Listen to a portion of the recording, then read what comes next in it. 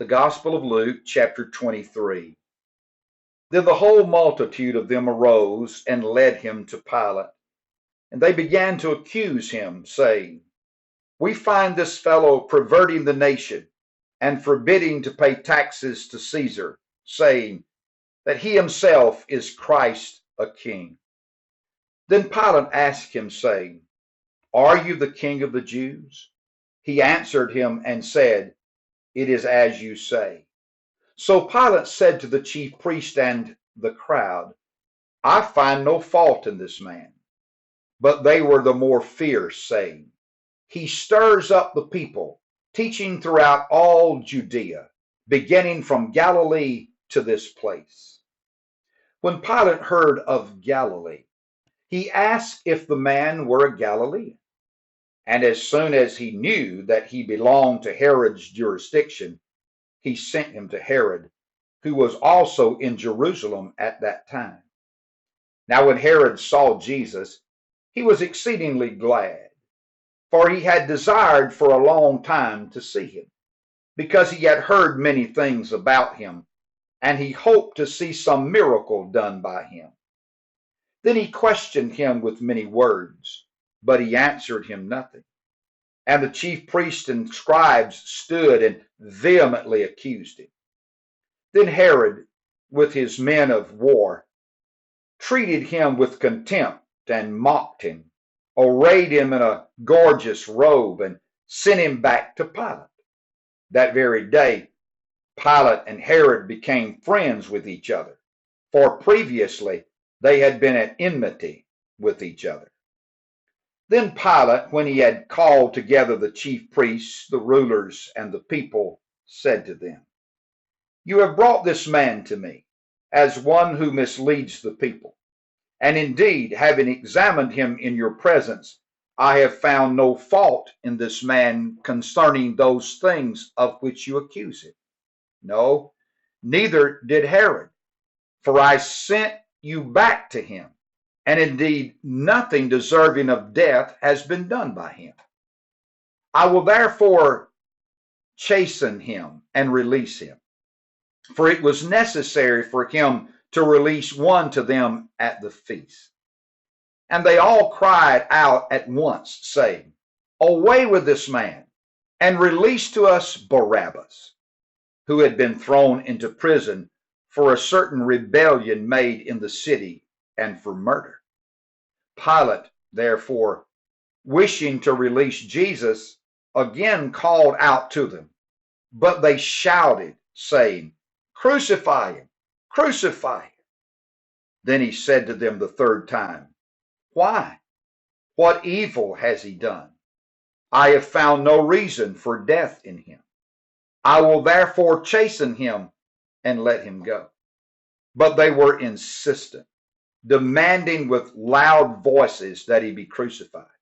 And the voices of these men and of the chief priest prevailed. So Pilate gave sentence that it should be as they requested, and he released to them the one they requested, who for rebellion and murder had been thrown into prison, but he delivered Jesus to their will. Now as they led him away, they laid hold of a certain man, Simon of Cyrene, who was coming from the country, and on him they laid the cross that he might bear it after Jesus. And a great multitude of the people followed him, and women who also mourned and lamented him. But Jesus, turning to them, said, Daughters of Jerusalem, do not weep for me, but weep for yourselves and for your children. For indeed the days are coming in which they will say, Blessed are the barren, wombs that never bore, and breasts which never nursed. Then they will begin to say to the mountains, Fall on us, and to the hills, cover us. For if they do these things in the green wood, what will be done in the dry? There were also two others, criminals, led with him to be put to death. And when they had come to the place called Calvary, There they crucified him and the criminals, one on the right hand and the other on the left. Then Jesus said, Father, forgive them, for they do not know what they do. And they divided his garments and cast lots. And the people stood looking on. But even the rulers with them sneered, saying, He saved others. Let him save himself if he is the Christ, the chosen of God. The soldiers also mocked him, coming and offering him sour wine, and saying, If you are the king of the Jews, save yourself. And an inscription also was written over him in letters of Greek, Latin, and Hebrew. This is the King of the Jews. Then one of the criminals who were hanged blasphemed him, saying, If you are the Christ, save yourself and us. But the other, answering, rebuked him, saying, Do you not even fear God, seeing you are under the same condemnation? And we indeed justly, for we receive the due reward of our deeds. But this man has done nothing wrong. Then he said to Jesus, Lord, remember me when you come into your kingdom. And Jesus said to him, Assuredly, I say to you, today you will be with me in paradise. Now it was about the 6th hour, and there was darkness over all the earth until the 9th hour. Then the sun was darkened, and the veil of the temple was torn in two. And when Jesus had cried out with a loud voice, he said, Father, into your hands I commit my spirit. Having said this, he breathed his last.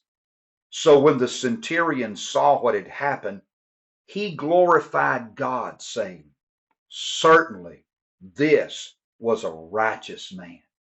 And the whole crowd who came together to that sight, seeing what had been done, beat their breast and returned. But all his acquaintances and the women who followed him from Galilee stood at a distance watching these things.